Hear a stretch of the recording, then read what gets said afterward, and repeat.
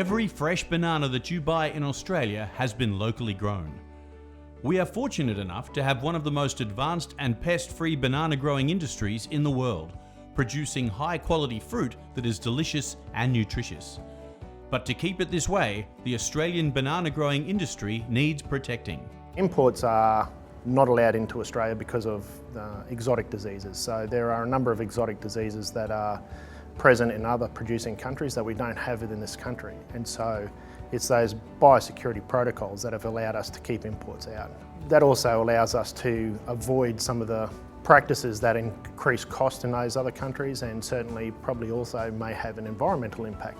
They are more reliant on fungicide sprays, which the more reliance you have on those things, then potentially the greater the environmental impact as well. So it's not only important for us from a financial perspective, but certainly for the Australia in general from an environmental perspective to keep those exotic pests and disease out of the country.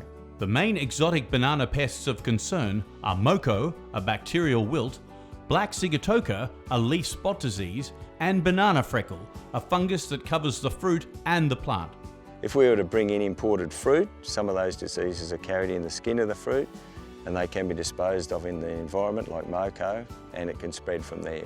As well as travelling on the skin of the fruit, exotic diseases can also travel into the country via banana plants or plant material, and even in soil remnants that can be carried on the fruit, packaging or plants. Being so close to Asia, I guess, where biosecurity is not as well managed as it is in Australia, that's a very big challenge.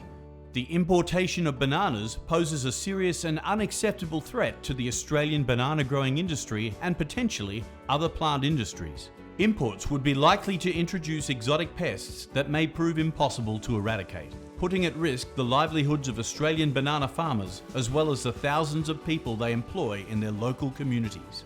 The best way of controlling these diseases is not to get them in the first place. I mean, it seems terribly obvious, but that makes quarantine very important.